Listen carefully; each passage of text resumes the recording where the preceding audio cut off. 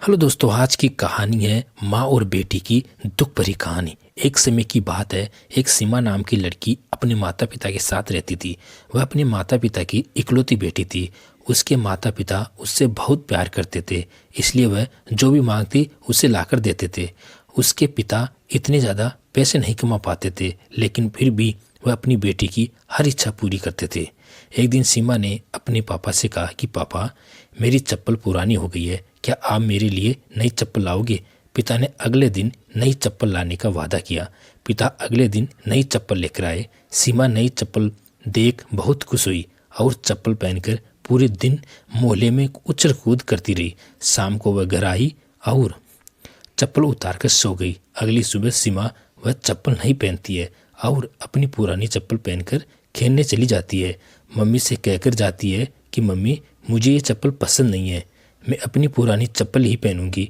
उसकी ये बात उसके पापा सुन लेते हैं।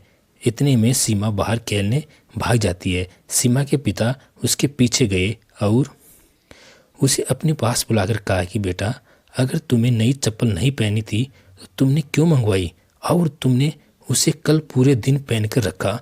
अब हम इसे वापस दुकानदार को भी नहीं दे सकते।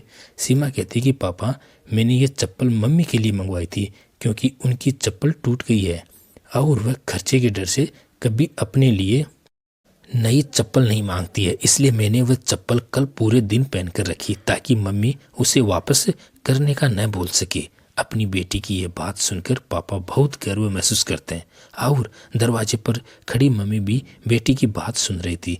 वह भी मन ही मन बहुत खुश हुई कि इतनी सी बच्ची में इतनी समझ है। दोनों माता पिता एक दूसरे के सामने देखकर मुस्कुराते हैं और बेटी को प्यार करने लगते हैं। इस कहानी से हमें ये शिक्षा मिलती है कि हमेशा अपने माता पिता की मजबूरी को समझना चाहिए। तो दोस्तों, ये कहानी आपको कैसी लगी कमेंट करके ज़रूर बताना। आपका धन्यवाद।